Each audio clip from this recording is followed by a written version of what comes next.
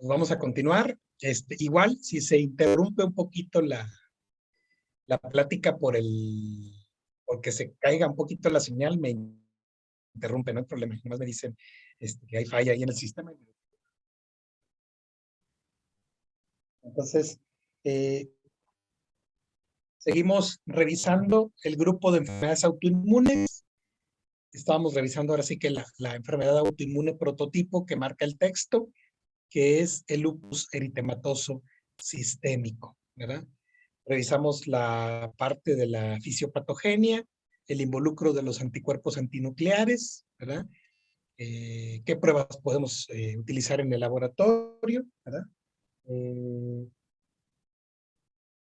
Etcétera, etcétera, etcétera. Seguimos platicando un poquito de los aspectos clínicos y luego vamos a pasar a los aspectos patológicos.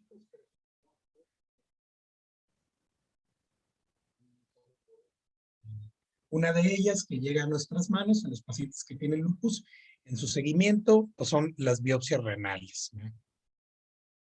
Ok, entonces, aquí tenemos este cuadrito, por ahí viene en su texto. Este es de la edición anterior, donde vienen los síntomas que prevalecen en los pacientes que tienen lupus. Vean los porcentajes de todas las alteraciones clínicas. La alteración más frecuente son las alteraciones en las líneas sanguíneas. Las alteraciones hematológicas, prácticamente la totalidad de las personas que tienen lupus tienen alguna citopenia presente en sangre. ¿Sí?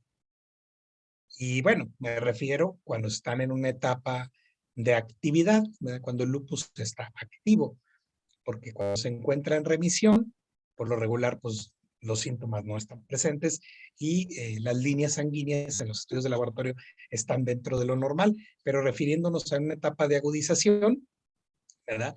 Cuando la mujer anda con síntomas, pues las alteraciones hematológicas son las más frecuentes, ¿verdad?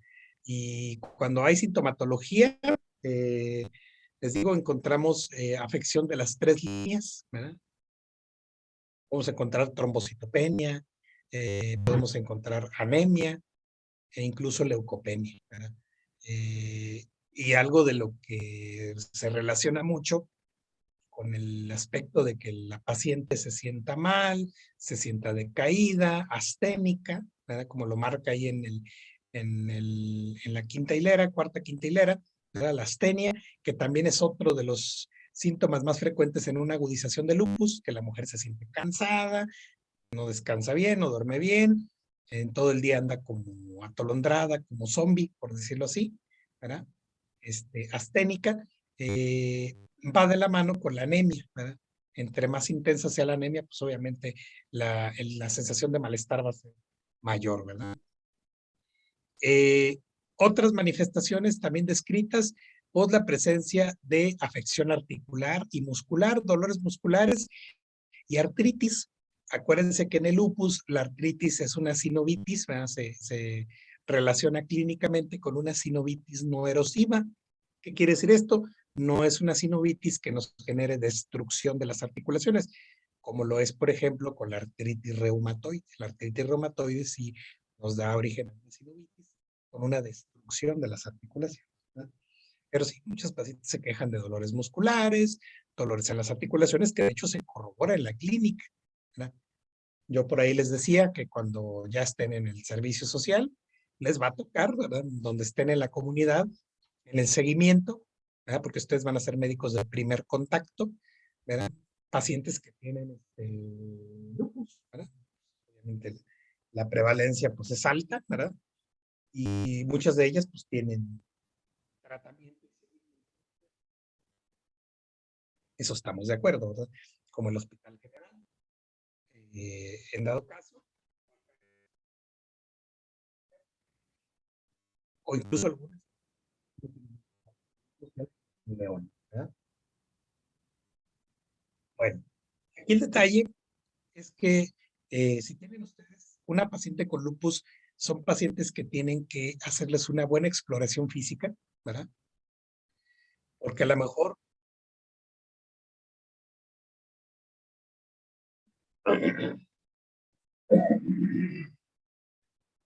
ahora vamos a esperar tantito a ver si se restablece.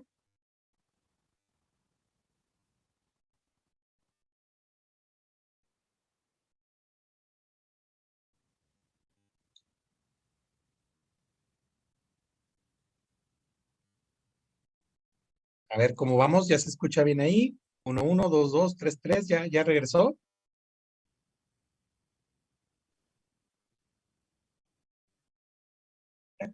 Ya regresó, ok. Esas intermitencias en el internet. Les comentaba que si ustedes reciben en la consulta, como son médicos de primer contacto, a una paciente con lupus, pues es muy importante que le hagan una exploración física completa, porque ya vieron la lista, ya leyeron el texto, ¿verdad? Y pues ya se habrán percatado de la amplia gama de afecciones que tienen estas pacientitas, ¿verdad? Entonces sí tienen que checarlas mucho, ¿verdad? Hacerles una buena exploración. Les digo, muchas de estas pacientes tienen seguimiento en hospitales de segundo nivel, ¿verdad? Pero muchas de estas pacientes viven en comunidades o viven en lugares alejados en donde si llegan a sentirse mal o manifiestan datos de una recaída, que es una agudización de lupus, pues los primeros médicos que van a ir a visitarlos van a ser a ustedes, ¿verdad? No van a ir directamente a especialidades, ¿verdad? Porque estas pacientes nomás tienen citas de seguimiento prácticamente cada año, cada 2 años, ¿verdad? Entonces, su primer médico de contacto van a ser ustedes, ¿verdad? Y van a llegar, les digo, porque la experiencia de su servidor y no me van a dejar mentir ya cuando ejerzan, cuando ya estén en el servicio social, que es un punto importante de contacto con pacientes, ya en el último año de la carrera. Ustedes se van a dar cuenta, ¿verdad? Se van a dar cuenta de cómo llegan los pacientes y lo primerito que le refieren es esa sensación de que me siento mal, ya tengo varios días de que me siento mal, estoy débil, no puedo terminar mis labores del día, del trabajo, y se quejan de pues que también ando con dolores musculares, me duelen las articulaciones, entonces hay que parar antenas porque probablemente la paciente esté ingresando en una recaída de lupus, ¿verdad? De estar en una remisión sin síntomas, de repente viene una recaída. Eh, pues obviamente hay muchos detonantes, pero, algunos de ellos pues obviamente son que no tomen sus medicamentos adecuadamente, ¿verdad? Y pues obviamente la protección contra la radiación ultravioleta, que es un desencadenante de las etapas de agudización, ¿verdad? Entonces hay que explorarlas completito, ¿verdad?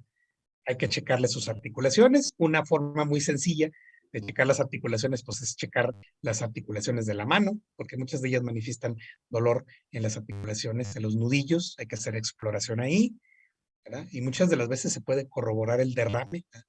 Hay derrame, pues obviamente por la respuesta inflamatoria, la sinovitis, y al hacer movimiento, obviamente con gentileza de los nudillos, pues las pacientitas les duele. En el rápido se les ve la cara, ay, me duele, me duele, me duele.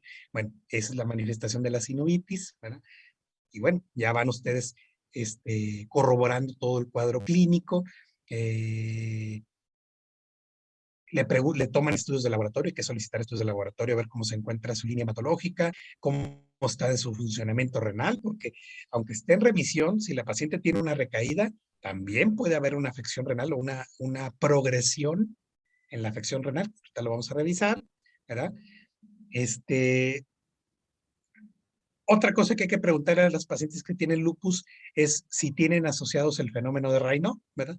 Que hasta un 40% de las pacientes tienen asociado este fenómeno, ¿sí? Que consiste, ¿verdad? Lo vemos en la parte distal de las extremidades, principalmente en las manos, ¿verdad?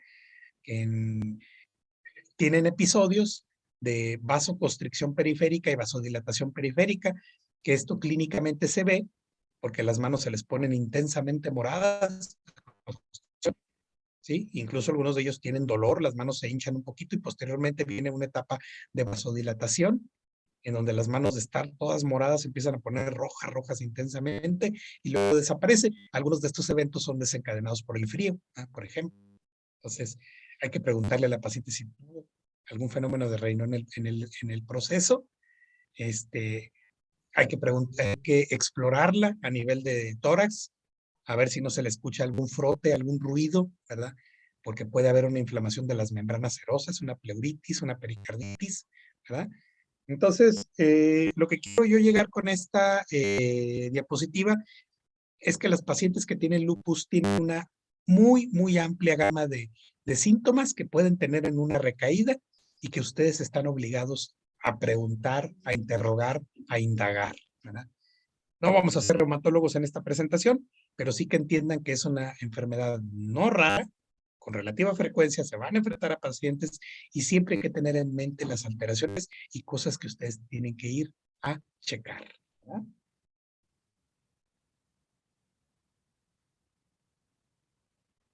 ¿Cuáles son las manifestaciones histológicas que podemos ver nosotros en un pacientito que tiene lupus, ¿verdad? Pues los sitios de afección, ¿verdad? Donde podemos obtener muestras, biopsias, los encontramos por el depósito, o todo esto consecuencia del depósito de los inmunocomplejos, en la circulación, en el sistema renal, en el tejido conjuntivo y en la piel, ¿verdad? Entonces, vamos a platicar primero de la nefropatía lúpica. La nefropatía lúpica se manifiesta como una nefritis. Entonces, vamos a platicar un poquito de los hallazgos patológicos en las personas que tienen lupus, revisando cada aparato y sistema. Vamos a hacer mucho énfasis en la afección renal, a lo que se le llama nefropatía lúpica, ¿verdad? Algunos le dicen nefritis lúpica, porque en realidad se presenta una afección inflamatoria en el riñón, una nefritis, y si ya nos vamos de una manera más específica, le vamos a llamar glomerulopatía, ¿verdad? Porque la afección predominante del lupus se da en la estructura del glomérulo renal. Ahorita les voy a explicar un poquito para que medio me entiendan, porque pues entender el daño patológico del lupus, ¿verdad? Pues requiere pues, el conocimiento de la histología renal, pero pues obviamente no vamos a ahondarlo mucho, ¿verdad? Pero así a grosso modo sí les voy a explicar algunos detallitos y con imágenes para que se les haga más fácil de entender, sobre todo algunas de ellas que son las que están en su libro. Entonces, afección renal. La inflamación del riñón afecta hasta la mitad de las personas que tienen lupus, ¿sí? Entonces, es alto el porcentaje, ¿verdad? El principal mecanismo de lesión en el riñón se debe ¿a quién? A los inmunocomplejos. No se les olviden, hipersensibilidad tipo 3, ¿verdad? Entonces, el depósito de estos inmunocomplejos, ¿verdad? Lo podemos encontrar principalmente en los glomérulos, en las membranas basales de los vasos sanguíneos, en los vasos sanguíneos ya que están alrededor de los túbulos renales, o en los que están alrededor de los túbulos renales, que son peritubulares o vasos sanguíneos. En general, la afección lúpica en el riñón es en el glomérulo y en los vasos sanguíneos, ¿verdad? Hay más hallazgos patológicos, los vamos a ir enumerando poco a poco conforme revisemos la clasificación, porque hay una clasificación, ¿verdad? Desde sitios de necrosis en el glomérulo, trombos, etcétera, etcétera. Ahorita lo vamos a ver un poquito más adelante con detenimiento, pero sí que sepan que la afección renal puede ser vista hasta en la mitad de las personas con lupus y el principal mecanismo de daño renal es la hipersensibilidad tipo 3 mediada por inmunocomplejos. Y el principal sitio de afección es el glomérulo renal y los vasos sanguíneos. Ahora sí, vamos a ver un poquito de esto. Es importante que veamos esta imagen y entendamos un poquito rapidito así de la histología renal, ¿verdad? Les digo, no voy a ahondar mucho ni tampoco estamos en el módulo de uro para poderlo explicar así completito, pero sí que distingan algunas cosas, sobre todo por las fotografías que están en su libro. Esta es una imagen de un riñón, ¿sí? De una biopsia renal que está dentro de lo normal. ¿Qué elementos le estudiamos a una biopsia renal? Así rapidito, rapidito. La presencia de esta estructura que parece, me equivoco el punto. Esta estructura redondita, ¿sí? Que todas las biopsias renales deben mostrar esta estructura redonda que parece una pelotita. Esta estructura redonda como pelotita se le llama glomérulo. Para que yo tenga una biopsia renal adecuada para estudio, debo de tener varias pelotitas como esta. No les voy a decir la cantidad ni mucho menos porque ni tampoco se lo deben de aprender, pero debemos de tener en la biopsia renal estos elementos para poder estudiar yo el riñón. Bueno, aparte de esta pelotita que se llama glomérulo, afuera voy a encontrar otros acúmulos de células como este de aquí, como este de acá abajo, este otro de acá, este otro de acá de este lado, ¿sí? Estas pelotitas de células son unos tubitos que acompañan al glomérulo. Estos tubitos que acompañan al glomérulo se llaman túbulos renales. Entonces ya llevamos dos cosas que yo estoy estudiando en una biopsia renal. La pelotita mayor, que sería el glomérulo, y los tubitos que están por fuera, ¿sí? Ahora bien, vamos nuevamente a la pelotita que es el glomérulo. Esta pelotita está llena de muchos hoyitos. Este es un hoyito, otro hoyito, otro hoyito. Imagínense que parece una coladera, puros hoyitos redonditos. Cada uno de estos hoyitos representa, si cada uno de estos hoyitos representa un vaso sanguíneo o representa la luz de un capilar. Entonces, vean cómo hay muchísimas hoyitos, entonces eso quiere decir que hay muchas luces capilares. A fin de cuentas, los vasos sanguíneos aquí se encuentran enrollados, súper enrollados, formando como una madeja de puras asas. Imagínense, puras asas hechas bola, hechas pelotita. Hagan de cuenta que así es la estructura del glomérulo. Obviamente, cuando pasa el plano de corte con la técnica histológica, pues no van a ver las citas. Van a ver los puros hoyitos, que dejan, ¿sí?, la estructura de los capilares, los hoyitos. Entonces, este glomérulo está repleto de puras luces capilares. Y se habrán percatado que por fuera de estas luces de los capilares hay unos núcleos que se pintan de color morado. Estos núcleos que se observan de color morado, ¿sí?, corresponden con núcleos de unas células que le dan soporte a esos capilares. Esas células que se llaman de soporte se les llaman células del mesangio. Mesangio. Así. Ya no me voy a meter a más a profundidad porque la estructura renal es muy compleja y tardaríamos años, ¿verdad? Pero bueno, la estructura de los capilares ya ustedes la conocen, es como lo vimos en histología, son vasos sanguíneos, ¿sí? Son canalitos y tienen un revestimiento por un epitelio plano simple que es un endotelio. Eso ya lo sabemos, ¿verdad? Y les digo, estos capilares están soportados, sostenidos por unas celulitas que están por fuera de ellos que se llaman mesangios. Ahora bien, noten ustedes que en esta pelotita que es el glomérulo, queda un espacio entre la madeja de capilares, entre todo el enrolladero de las asas de capilares, queda un espacio por fuera, este espacio que se ve aquí chiquito. Y por fuera se ve como otra membranita, muy finita, esta membranita que estoy delimitando con el puntero del asa. Esta membranita que está por fuera se llama cápsula de Bowman. Bueno, entre la madeja de capilares y la membranita que es la cápsula de Bowman queda este espacio.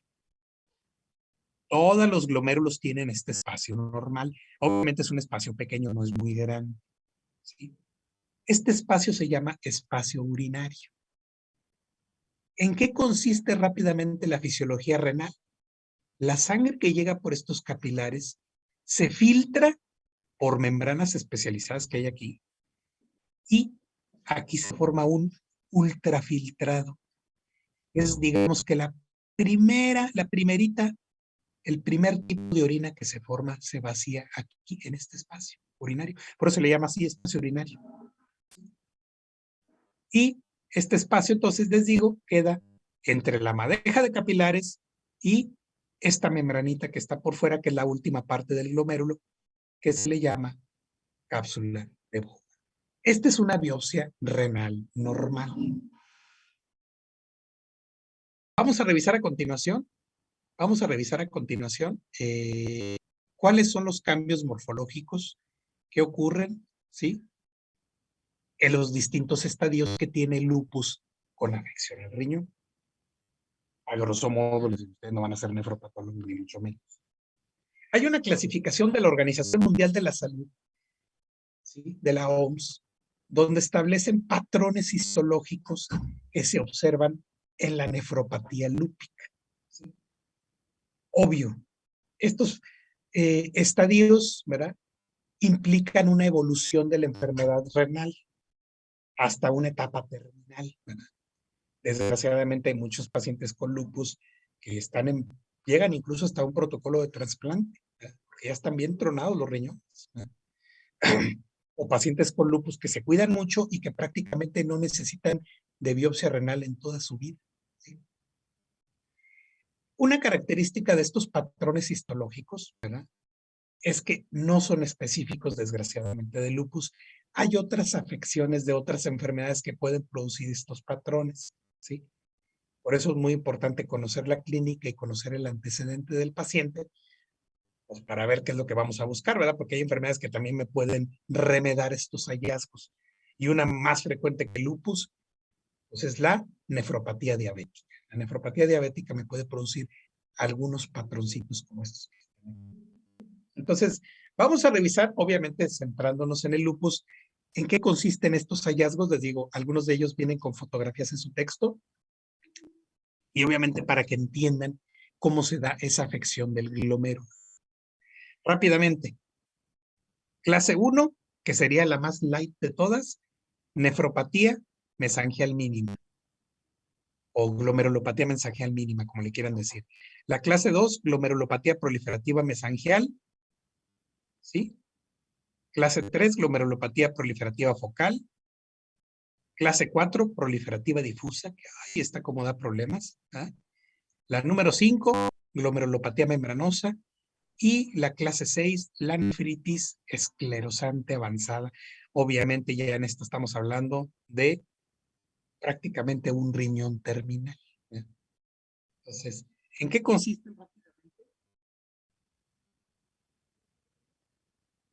Glomerulonefritis lúpica mesangial.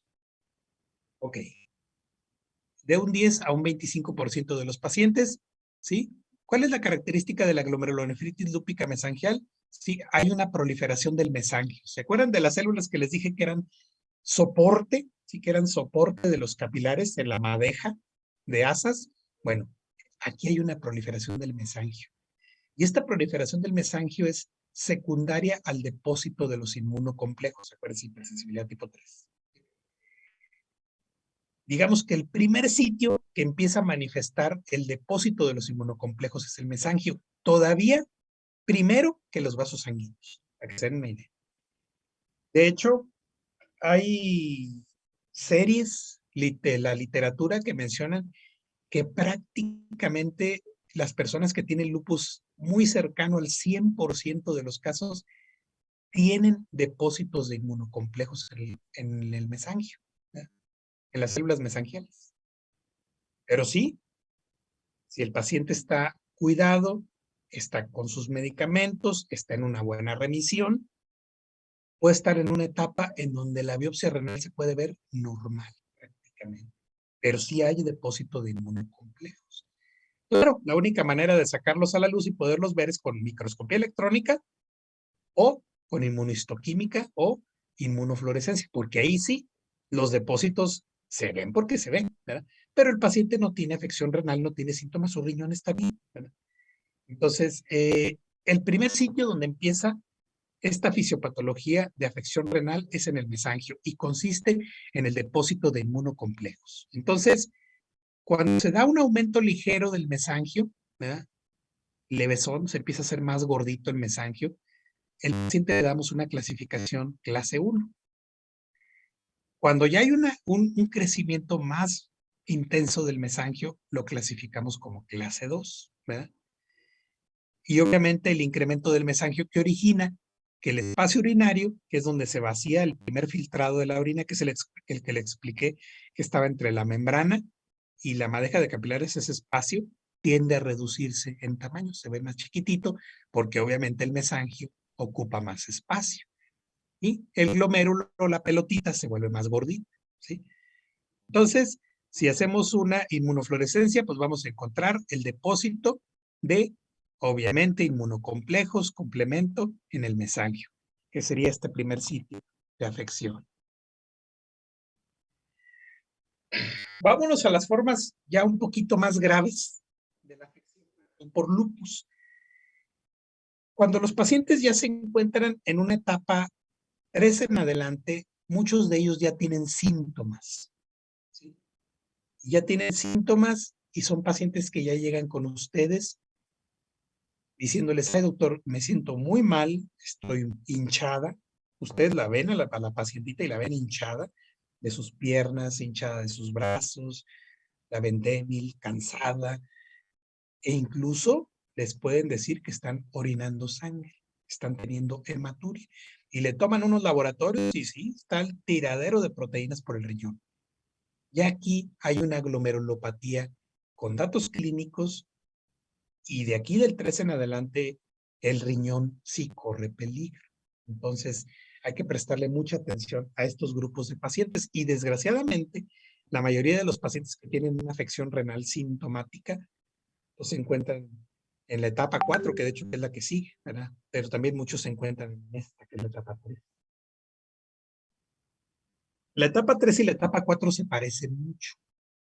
Obviamente, la etapa 4, la afección es mayor que la etapa 3. Ahorita les vamos a decir cuál es la diferencia. La etapa 3 o la clase 3 es una glomerulonefritis proliferativa focal. ¿Sí? Hasta un 35% de los pacientes con lupus la tienen. La característica consiste en que en la biopsia renal yo voy a tener una afección menor al 50% de los glomérulos que yo estoy estudiando, por decirles un número. ¿Ya? Hay una cantidad de glomérulos que está entre 22 a 25 glomérulos que yo debo de ver en una biopsia renal para que yo considere que la muestra es adecuada. Si de esos 25 glomérulos que yo vi en la biopsia, que ya los vi, digo, bueno, es una muestra adecuada porque tengo el conteo que debe ser. Órale. Tengo afección de 10 glomérulos o en 10 glomérulos veo patología de esos 25. Este paciente lo vamos a englobar con una glomerulonefritis proliferativa focal. ¿Sí? La afección es meramente por cantidad, menos del 50% de los glomérulos de la biopsia. ¿Sí? Otras cosas que tienen estos pacientes como una glomerulonefritis proliferativa focal, ¿sí? Que obviamente no es exclusiva de esta 3, también encontramos en el 4, pueden afectar solamente a un segmento del glomérulo, o sea, una porcioncita, o pueden afectar a todo el glomérulo, o sea, ser difusa. ¿Sí? Una glomerulonefritis proliferativa focal segmentaria, porque solamente afecta un segmento, puede ser difusa, porque afecta en muchos focos el glomérulo. Ahorita lo vamos a ver. Y casi siempre los pacientes con un clase 3 desgraciadamente se encuentran sintomáticos. ¿Sí? Tienen hematuria, proteinuria y pues sí, tristemente muchos de ellos si no reciben tratamiento adecuado o si no se estabiliza el lupus, pues rápidamente van a pasar a una forma difusa, una forma proliferativa difusa, que sería ya la clasificación 4. Aquí tenemos una fotografía de su libro, de una glomerulonefritis proliferativa focal, grado 3. Esta es la pelotita del glomérulo. Esta es la pelotita del glomérulo. ¿Ya vieron el espacio urinario donde les dije que se formaba el ultrafiltrado? Es este que está aquí, miren, esta lineecita que apenas se alcanza. Miren. El mesangio, el glomérulo está gordo, gordo, gordo, gordo. Yo veo cómo ocupó todo la madeja de capilares está bien grandota. Hay mucha proliferación del mesangio, pero lo que yo quiero manifestarles aquí es que en esta glomerulopatía proliferativa, ¿sí? Proliferativa, tenemos una afección solamente en unos segmentos del glomérulo. Esta parte de acá abajo está proliferativa, pero no tiene más cambios, simplemente está proliferativa ya. Pero acá arriba, aparte de que está proliferativa, tiene dos focos de necrosis. Este es un foco de necrosis y este es otro foco de necrosis. De hecho, este foco de necrosis se puede ver aquí porque hay un depósito de ¿quién? De fibrina. Acuérdense la fibrina, ¿cómo se ve? Rosita, y acá también. De hecho, se pueden ver neutrófilos aquí, miren, que anda un neutrófilo. Todo por la activación del complemento. Obviamente, ¿por quién? Por los inmunocomplejos. Entonces, vean cómo la afección renal aquí se ve en dos segmentos. De hecho, ahí este libro les explica, creo que les dice más o menos al radio de las 11. Si tomamos en cuenta que el glomérulo es un reloj, decimos que aquí serían como las 11 y a las 2 de la tarde, o 3 de la tarde más o menos. Si tomamos en cuenta si el glomerulito fuera un relojito. Entonces, vean cómo la afección renal va terminando. Obviamente, si tenemos una biopsia renal y vemos un cambio como este, tenemos 25 glomérulos y en 12 glomérulos, 11 glomérulos hay esta afección, pues obviamente hay daño renal. Obviamente es un paciente que pues, está con síntomas, ¿verdad? Entonces hay que tener mucho cuidado. Entonces, esta es la clase 3. Prácticamente diríamos la segunda más frecuente que podemos observar. Luego tenemos la clase 4. Desgraciadamente es una grave, una forma muy grave, porque los pacientes en esta presentación clínica están muy sintomáticos, muy sintomáticos. Pacientes que llegan con ustedes a la consulta hinchadísimos, súper hinchados, les toma la presión altísima, están orinando sangre, los laboratorios están amoladísimos, la creatinina elevadísima, ¿verdad? Hay daño renal intenso, ¿verdad? En la clínica, y obviamente en la biopsia pues no es la excepción, ¿verdad? En la proliferativa difusa, que es la clase 4, que sí, si no es que la más frecuente patrón histológico que encontramos en una forma sintomática de nefritis lúpica, hasta en un 60% de los pacientes. Y sí, pues desgraciadamente esta forma de presentación, pues sí es de cuidado, ¿verdad? ¿Qué cambios anatomopatológicos tenemos? Pues aparte de la proliferación del mesangio, que se llama de fondo, de batalla, ya vamos a tener daño endotelial. Hay proliferación de las células endoteliales, incluso la capsulita, la membranita que les dije que está por fuera, ya ven que está en la madeja de capilares, está el espacio urinario donde se vacía el primer filtrado de orina y luego seguía la membranita, esa membranita que se llama cápsula de Bowman, puede incluso estar engrosada, presenta un fenómeno que se le llama fenómeno de semilunas, por la gran cantidad de proliferación epitelial que tenemos. Prácticamente son pacientes muy sintomáticos con intensa hematuria. Y aquí está la distinción, la glomerulonefritis proliferativa, ¿verdad? O calodifusa, pues prácticamente son indistinguibles entre sí, ¿verdad? Pero, obviamente, esta distinción en la biopsia se basa únicamente en el porcentaje de glomérulos afectados. Si tenemos un 50%, el paciente se clasifica como clase 3. Si tenemos más del 50%, al paciente se le clasifica como clase 4. En la clínica, pues los dos son muy similares, ¿sí? Edema, hematuria, proteinuria, hipertensión. Obviamente, los síntomas son más fuertes en la clase 4, porque pues, por lógica hay una mayor afección renal. Pero tanto el 3 como el 4 son sintomáticos. ¿Eh? Van a llegar ustedes con síntomas y casi siempre con hematuria. Y les digo, muy frecuente en estos patrones la presencia de hipertensión.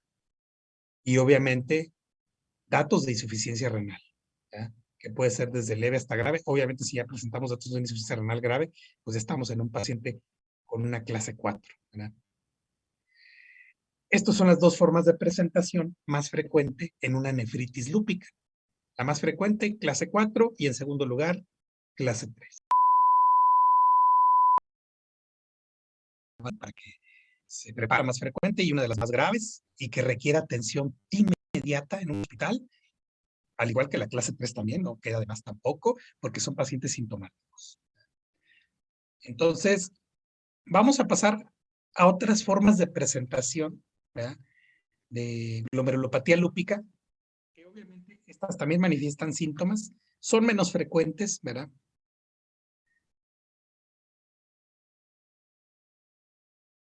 Son menos frecuentes, pero muchas de estas, cuando ya las encontramos, ya el daño renal es todavía más extenso, ¿verdad? Ya acercándose hacia un riñón terminal. Un riñón terminal, pues es un riñón que ya tiene un daño prácticamente para terminar, pues sí, ahora sí que termina casi previa a un trasplante, por así decirlo. La glomerulonefritis membranosa sería la clase 5. ¿verdad? En la clase 5 domina mucho el engrosamiento de la pared de los vasos. Hay proliferación del mesangio. La proliferación del mesangio siempre va a estar por el depósito de los inmunocomplejos.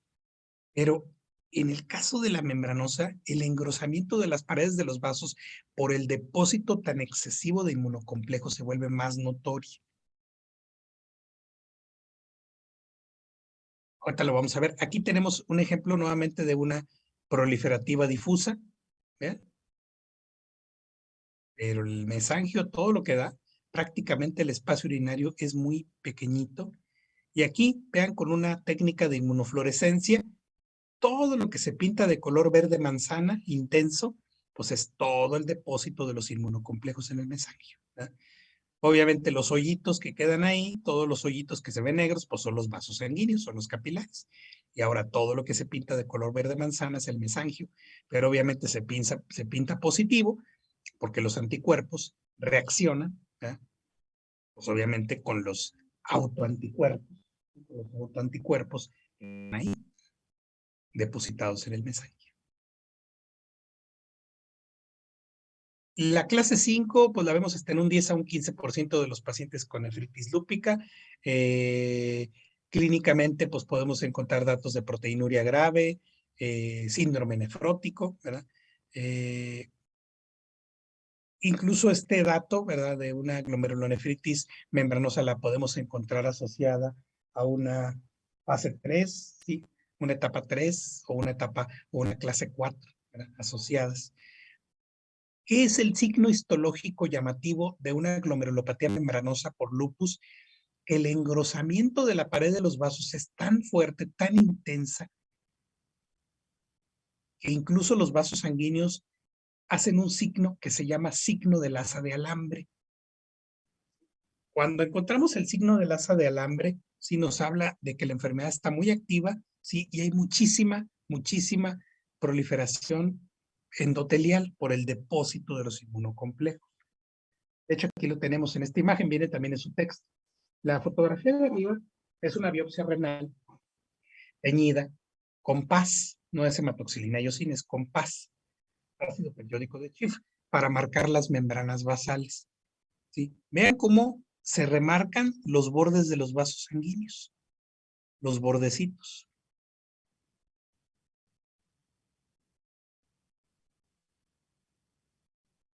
Bueno, cuando el engrosamiento endotelial es tan intenso y se vuelve tan gruesa la membrana basal por el depósito de los inmunocomplejos,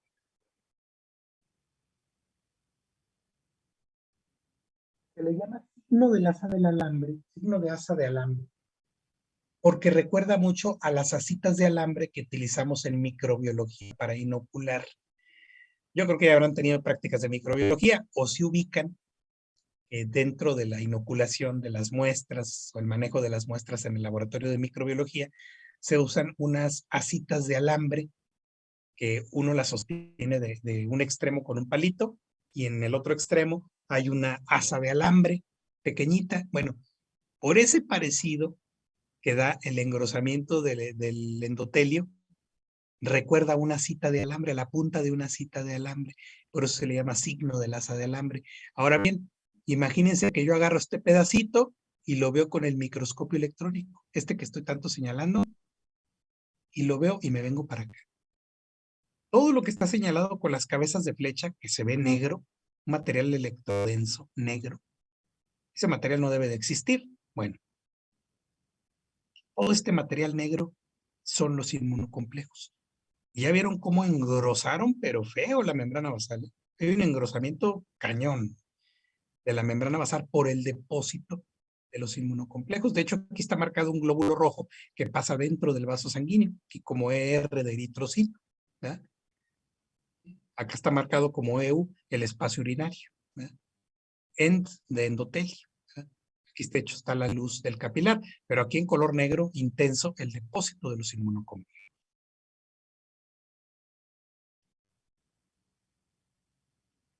¿Qué otros hallazgos tenemos en el lupus? Bueno, eso es en relación a la nefropatía lúpica, que es ahora sí que la mayor causa de morbimortalidad en los pacientes que tienen esta enfermedad. Otros hallazgos, por ejemplo, en la piel, los podemos encontrar. Ayer les dije, no sé si alguno de ustedes se dio a la tarea de buscar en internet y ponerle como es un eritema en alas de mariposa. Es muy característico, es casi diagnóstico de camión, ¿verdad? Cuando lo vemos manifestado, el eritema en alas de mariposa, que está en la región de las mejillas, en el puente de la nariz, ¿verdad? Puede ser visto hasta el 50% de los pacientes. Cuando vemos un eritema en alas de mariposa, casi, ¿verdad? Y sobre todo se encuentran activos, ¿verdad? La exposición a la luz solar, pues es uno de los factores desencadenantes de que el lupus se active, ¿verdad? ¿Sí? Vuelva a recaer. Entonces, la exposición provoca o acentúa el eritema, claro que sí. Cuando yo veo una biopsia de ese sitio donde está el eritema en alas de mariposa, pues voy a observar un incremento en la apoptosis de los queratinocitos de la piel, que se le llama degeneración vacuolar, ¿sí? También vamos a encontrar células inflamatorias en los vasitos sanguíneos que están en la dermis, o incluso en una forma más grave, cuando hay una afección por un eritema en alas de mariposa muy intenso, podemos encontrar incluso vasculitis con datos de necrosis fibrinoide o los inmunocomplejos, ¿eh? Afección articular, pacientes con lupus tienen artritis, sí, hay dolor articular, hay una sinovitis, pero es una sinovitis no erosiva. Es una sinovitis no erosiva. Aquí tenemos rápidamente una biopsia de piel de un paciente que tiene lupus, que está en una etapa de actividad. Este sería lo que es el grosor del epitelio. Acá estaría la queratina, aquí se ve un hilito de queratina. Y todo este material que se ve aquí, las células epiteliales como separadas, todo esto es a lo que se le llama degeneración vacuolar, ¿eh? Incluso les digo, hay mucho componente de células inflamatorias en la dermis. Todo esto por la actividad. Y si obviamente en un paciente que tenemos lupus, que hacemos una inmunofluorescencia en la piel, algo muy llamativo es el depósito de C3, complemento, inmunoglobulinas en la membrana basal de la piel. Esta línea que se observa de color verde manzana es la membrana basal, que sería la membrana basal a esta altura. Algo muy llamativo en las biopsias de piel es el hecho de que hay un depósito de inmunoglobulinas y complemento, principalmente C3, en la membrana basal del epidermis. También en los pacientes que tienen lupus, pues vamos a encontrar síntomas neuropsiquiátricos, ¿verdad? Algo muy importante de las personas que tienen síntomas neuropsiquiátricos, pues hay que descartar, ¿sí? Hay que descartar que que no tenga un trastorno psiquiátrico relacionado con medicamentos o un trastorno psiquiátrico ya secundario establecido, ¿verdad? Por una valoración con un psiquiatra, ¿sí? Si la paciente ya tiene diagnóstico de lupus y nunca había tenido un trastorno psiquiátrico y de repente empieza a desarrollar síntomas psicóticos, pues aguas, hay que prestar atención. Probablemente la agudización del lupus está generando trastornos a nivel neurológico, que principalmente en la fisiopatología, ¿verdad? Se debe a la misma vasculitis por los inmunocomplejos. Otros datos que también observamos en pacientes con lupus es la presencia de pericarditis. Se inflaman las membranas serosas. Algo muy parecido a lo que ocurre con las articulaciones, con la artritis. Se inflaman las membranas. Obviamente la inflamación conlleva a la aparición también de síntomas, ¿verdad? Las personas que tienen pericarditis, pues pueden tener dolor torácico. Si se les pone el estetoscopio, se puede escuchar un pequeño crujidito al momento de que se da el latido cardíaco por el frote, ¿sí? del pericardio que se encuentra inflamado. E incluso en una forma grave de actividad de lupus, puede encontrarse incluso exudado fibrinoso en el pericardio, ¿verdad? Una pericarditis fibrinosa, ¿sí? También, aparte del pericardio, puede haber una afección en todo el resto del sistema cardiovascular, ¿sí? Aquí está, afección sintomática o asintomática del pericardio está en el 50% de las personas con lupus hay afección del pericardio. Y les digo, en algunos casos la inflamación puede extenderse incluso hasta el miocardio, puede haber hasta una miocarditis, ¿sí? Por un infiltrado por células mononucleares, ya sean linfocitos o plasmáticas, y al haber una miocarditis implica un riesgo porque puede haber alteraciones en el electrocardiograma, puede haber arritmias. Otra bronca que también tienen los pacientes con lupus, aparte de que se puede afectar el pericardio, aparte de que se puede afectar el miocardio, también son las válvulas. Puede haber una valvulopatía, principalmente por un engrosamiento difuso de las valvas. E incluso puede haber una reacción inflamatoria en las válvulas, ¿sí? Que es a lo que le llamamos endocarditis de Lehmann-Sachs, que es una endocarditis verrugosa, porque incluso puede haber un crecimiento de un material fibrinoso que remeda a una verruga, pero obviamente es una endocarditis que no tiene nada que ver con bacterias, es una endocarditis estéril. Pero hay una proliferación, un engrosamiento difuso de los velos, depósito de fibrina, ¿sí? Y es una endocarditis de Lehmann-Sachs, así se le conoce a la endocarditis de los pacientes con lupus.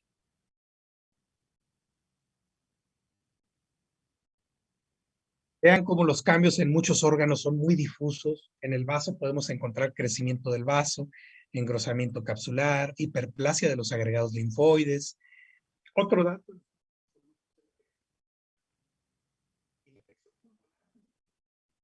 Está en una pleuritis. Acuérdense que hay en los pulmones, igual que en el corazón, hay una cavidad, la cavidad torácica, y si hay una cavidad, hay membranas serosas. Yo les dije que el lupus le pega a todo lo que da a las membranas serosas, ¿sí?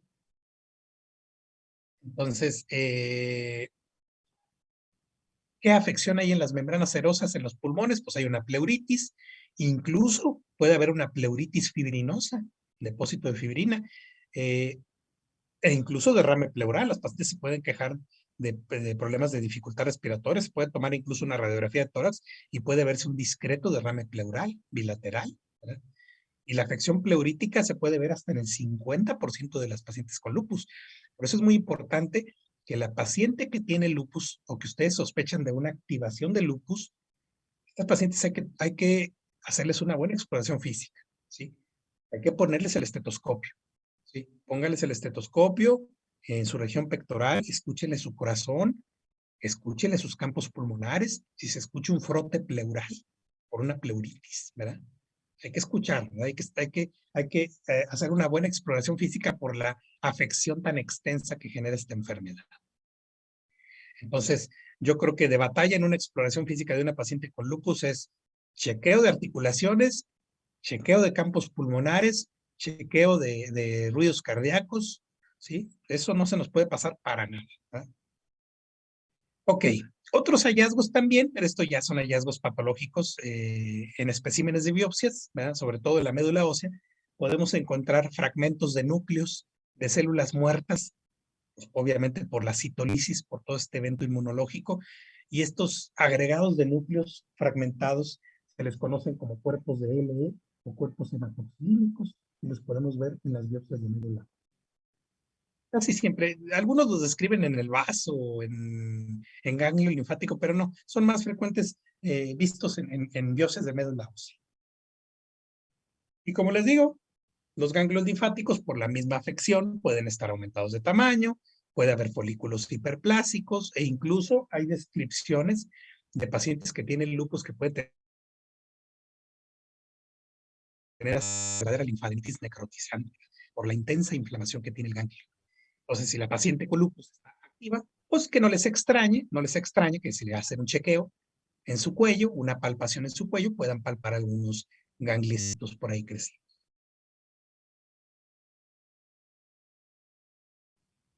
Pues típicamente las pacientes que tienen lupus, entonces van a ser pacientes jóvenes, tercera y cuarta décadas de la vida, ¿verdad? Son pacientes que llegan con ustedes con una forma activa, pues manifestando el exantema en alas de mariposa. Son pacientes que se pueden quejar de fiebres intermitentes, ¿verdad? Dolor en sus articulaciones, con derrame, que incluso ustedes pueden palpar al momento de la exploración, dolor torácico, ¿verdad? ¿Por qué? Pues por la pleuritis probablemente, frote pleural, que pueden escuchar con el estetoscopio, fotosensibilidad por el contacto con la radiación ultravioleta, con el sol, ¿verdad? Y obviamente, pues, si le piden unos laboratorios, pues que no les extrañe que vayan a encontrar citopenias, ¿verdad? Anemia, trombocitopenia, leucopenia, ¿verdad?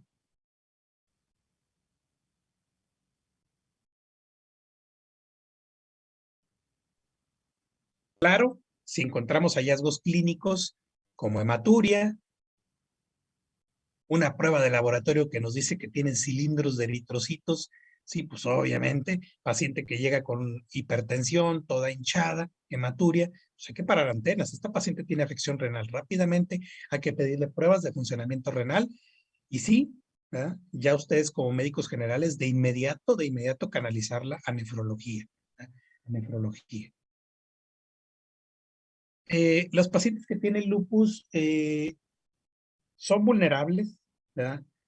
A tener procesos infecciosos, ¿verdad? Eh, por dos cosas, ¿verdad? Pero que esto no les genere miedo y que no les genere susto, ¿verdad? Que no les genere pánico, porque tengo lupus, estoy inmunosuprimida, me va a pasar algo. No, no, no. Aquí lo importante es que el lupus esté en remisión, ¿sí?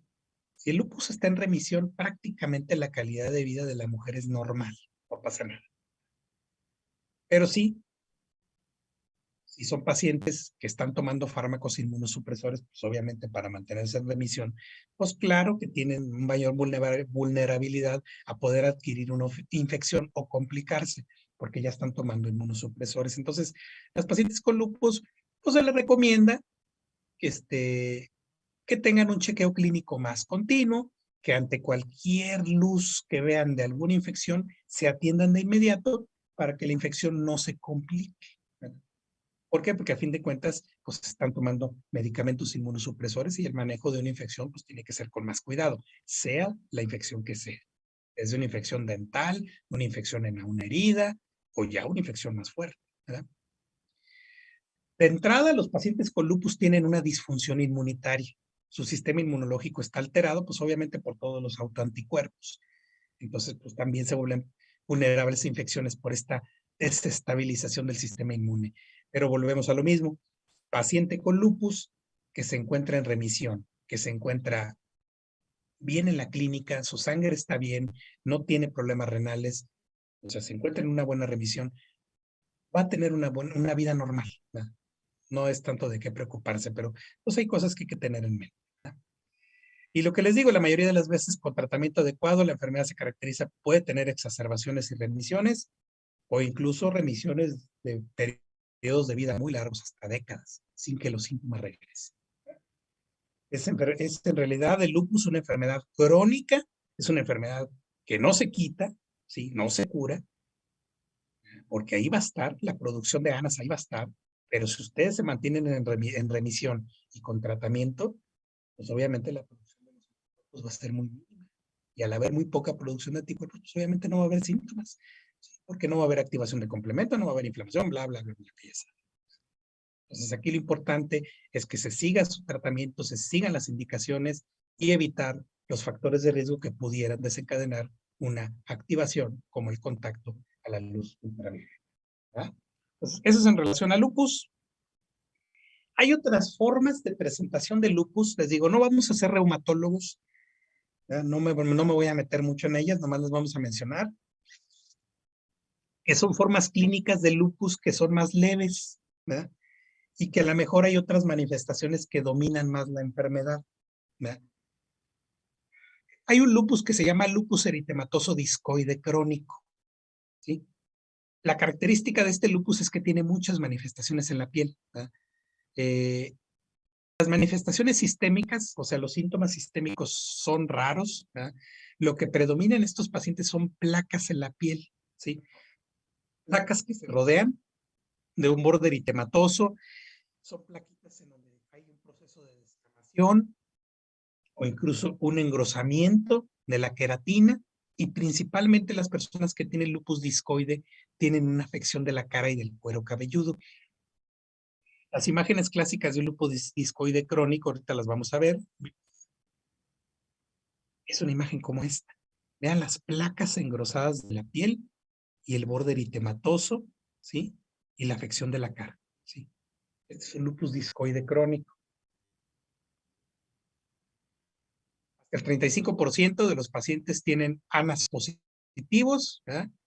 Pero pocas veces se encuentran los anticuerpos contra el ADN bicatenario, que pues obviamente son los específicos del lupus sistémico, con estudios de inmunofluorescencia. En el caso de las biopsias de piel, de los sitios que tienen la afección, pues se puede ver igual que en el lupus, ¿verdad? Un depósito de autoanticuerpos y complemento, ¿verdad? En la unión dermoepidérmica.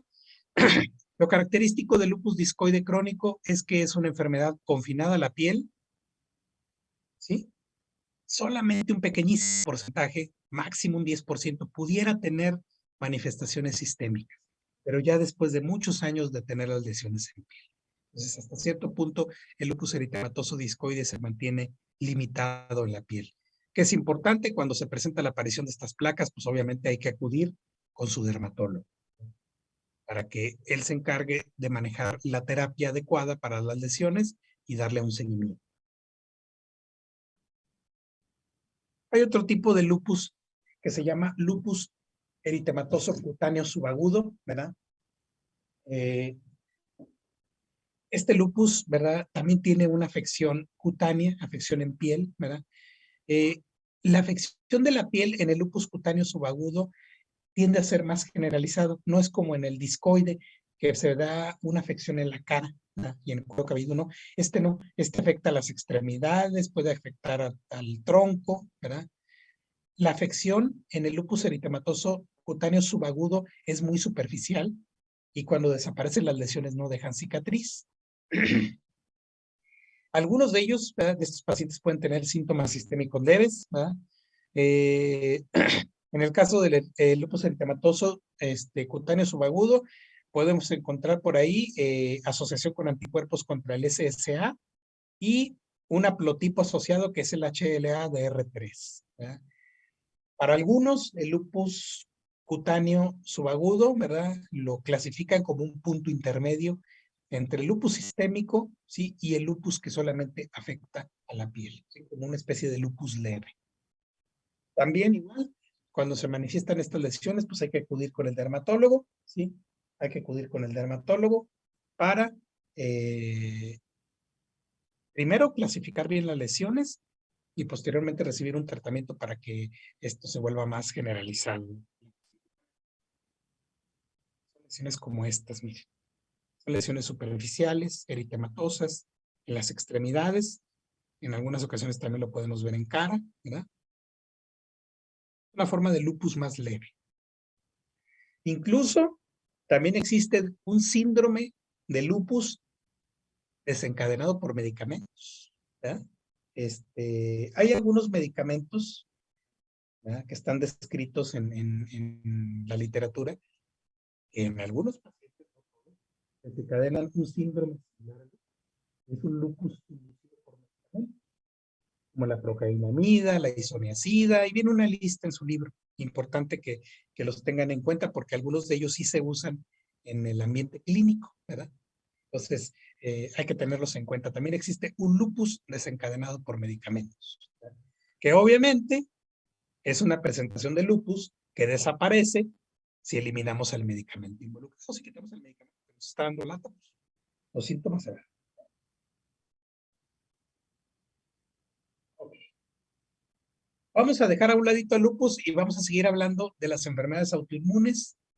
Ahora vamos a hablar de otro síndrome, otra enfermedad autoinmune que es el síndrome de Sjögren, ¿verdad? El síndrome de Sjögren se caracteriza clínicamente, ¿verdad? Por sequedad ocular, que es a lo que le llaman queratoconjuntivitis seca, ¿verdad? Sequedad oral, ¿verdad? Xerostomía, ¿verdad? Esto debido a una destrucción inmunitaria de las glándulas lagrimales y las glándulas salivales. Hasta el 40% de las personas que desarrollan el síndrome de Sjögren, ¿sí? Síndrome de Sjögren,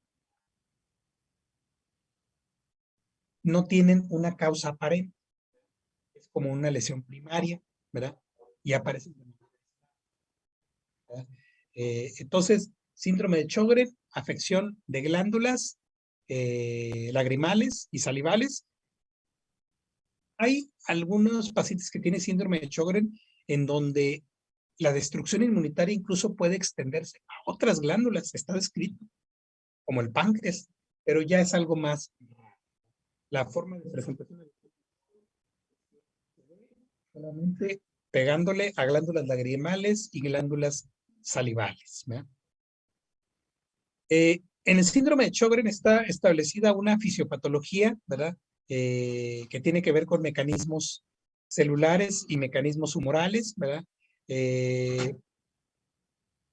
Hay una activación importante de la vía CD4 positiva, ¿verdad? Que reaccionan contra algunos antígenos, ¿verdad? Que se encuentran en los acinos glandulares, ¿verdad? Antígenos que todavía están desconocidos, no se sabe cuáles son exactamente los receptores, pero se sabe que van dirigidos contra elementos de los acinos, ¿sí? De estas glándulas secretoras. Algunos investigadores han establecido que la aparición del síndrome de Sjögren es la presencia de un proceso infeccioso. ¿Puedo repetir esto último que dijo? Es que no se le escuchó muy bien. Okay. Y les comento que dentro de la fisiopatología que tiene el síndrome de Sjögren, ¿verdad? Es una activación importante de la vía CD4, linfocitos CD4, ¿sí? Que reaccionan contra antígenos que se encuentran en el componente de las glándulas, ¿verdad? Obviamente antígenos que todavía no han sido tipificados, ¿verdad? Porque dicen antígenos propios desconocidos, porque todavía no sabemos cuáles son, pero se sabe que la respuesta inflamatoria va dirigida contra estos elementos de las glándulas, ¿verdad? Y se dice que en muchos de los casos, cuando debuta un síndrome de Sjögren, siempre hay antecedentes de una infección, algo que nos generó una infección en las glándulas, una cianobacteritis, por ejemplo.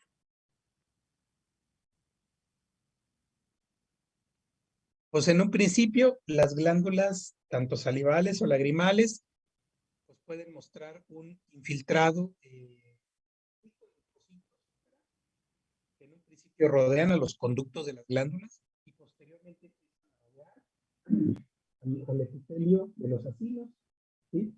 Cuando se presenta la etapa de inflamación, cuando hay mucho infiltrado linfocítico, la glándula crece y de hecho la glándula puede ser palpable y en algunos casos dolorosa, ¿eh?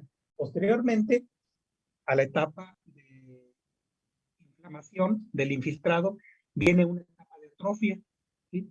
Se termina consumiendo la glándula. Bueno, entonces les digo que platicábamos de los hallazgos del síndrome de Sjögren, ¿verdad? En una primera etapa hay una intensa inflamación de las glándulas con un infiltrado rico en linfocitos alrededor de conductos, alrededor de ácidos. Y posteriormente de la etapa de inflamación, donde incluso les digo que las glándulas salivales pueden ser palpables por inflamación, posteriormente le sigue una etapa de atrofia. Hay una atrofia, fibrosis, la glándula salival, ¿verdad? Y cuando está activa el proceso inflamatorio, cuando está en la etapa de podemos encontrar, ¿sí? Podemos encontrar digamos que, un infiltrado rico en centros germinales, secundarios muy prominentes, ¿verdad? Pero al final, toda esta respuesta inflamatoria va a terminar por destruir la glándula y atrofiar, que es lo que se correlaciona con la clínica. Aquí está, la mayoría de las veces el síndrome de Sjögren se presenta de 50 y 60 años de edad, ¿verdad? Pues la serostomía dificulta la dilución de los alimentos. Una persona que llega con ustedes y tiene datos de síndrome de Sjögren, dos cosas que se va a quejar la señora, porque la mayor parte de los casos son mujeres, son señoras ya grandes, lo que les van a decir, les van a decir, ay doctor, es que no puedo comer, batallo mucho para pasar los alimentos. Y otra cosa, siento mucha como polvito, como tierra en los ojos que me pican. Pues obviamente esto se debe a la queratoconjuntivitis y a la serostomía, ¿verdad? En algunos pacientes que tienen síndrome de Sjögren pueden tener afección de otros sitios, pueden tener datos de artritis, pueden tener incluso hasta datos de fibrosis pulmonar o neuropatías periféricas, ¿verdad? También en el momento de la palpación se pueden encontrar ganglios linfáticos aumentados, ¿verdad? Se dice que las personas que tienen síndrome de Sjögren, por la activación linfoide que hay, o la activación inmunitaria, tienen un riesgo alto de poder sufrir linfomas, ¿verdad? El síndrome de Sjögren, ¿sí? Les digo, en un 40% de los casos no se establece una causa en particular, pero en el otro porcentaje, en el otro 60%, ¿verdad? Sí hay una enfermedad autoinmune de fondo. Entonces, cuando nosotros nos encontremos un síndrome de Sjögren, tenemos que pedirle estudios de extensión para eliminar que el síndrome de Sjögren esté asociado a otra patología, ¿sí? ¿Qué dice el libro? A ver, los que leyeron. ¿Cuál es la patología inmunológica más frecuentemente asociada al síndrome de Sjögren? Que si nos llega alguien con estos síntomas, tenemos que investigar primero que no esté asociada a eso. ¿Cuál es? ¿Qué dice el libro?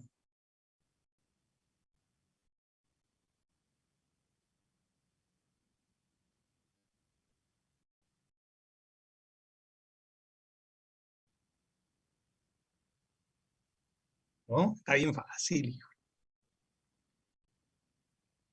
Un factor reumatoide. Es la artritis reumatoide, exacto. Cuando yo tengo una paciente que llega con datos de un síndrome de Sjögren y le voy a empezar a investigar, tengo también que estudiarla para que no tenga una clínica de artritis reumatoide. Porque si nosotros tratamos la artritis reumatoide, le damos tratamiento con los medicamentos que se siguen o la mandamos al, bueno, en caso ustedes como médicos generales, la mandan a reumatología, resolviendo la artritis reumatoide, tratando la artritis reumatoide, el síndrome de Sjögren se debilita, ¿sí? Entonces sí es importante que cuando nos llegue un paciente con síndrome de Sjögren, le investiguemos si tiene algo de fondo. Porque si hay algún problema reumatológico asociado, principalmente la artritis reumatoide, que es la más frecuente, tratamos de fondo este padecimiento y el síndrome tiende a regresar, tiende a estabilizarse. Eso es muy importante. Aquí se puede observar en una etapa de inflamación el aumento de volumen, aquí en el caso de la glándula parótida, y muchísimos linfocitos, miren, repleto de linfocitos la glándula. De hecho, este es un conducto y el tejido del acinar que sufre una especie de hiperplasia reactiva, ¿sí? Una hiperplasia reactiva, y el infiltrado linfocítico podemos ver agregados linfoides con centros germinales, muy, muy prominentes, ¿verdad? Entonces, pues, esta es una etapa de infiltración, la glándula se ve grande, pero posteriormente viene la etapa de destrucción del parénquima con atrofia, fibrosis e infiltración grasa.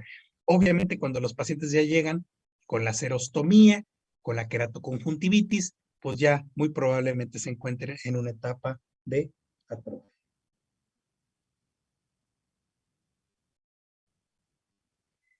Bueno, Disculpe, pues doctor. queda menos de un minuto, jóvenes. Me comenta el doctor Escalante que mañana van a tener un evento sencillito, muy corto, porque ya me pasó por aquí el temario de lo del izamiento de la bandera. Para que mañana, por favor, chéquenme sus huecos. Mañana solamente requeriría una hora, ¿sí? Si hay manera de que nos juntemos mañana una hora para clase, ya por fin, ahorita ya me van a pasar el patrón que tanto he estado pidiéndole que me lo proporcionen para ya hacérselos llegar por WhatsApp y se los pasen a los jefes de grupo. Entonces, chéquenme lo de la clase. Mañana continuamos con esto, ¿sí? Con una hora que tengamos está más que suficiente. Si me puedo conseguir dos, mejor. Si no, con una hora tenemos para mañana jueves. ¿Vale, vale? Bueno, sigan leyendo. Gracias. Esto.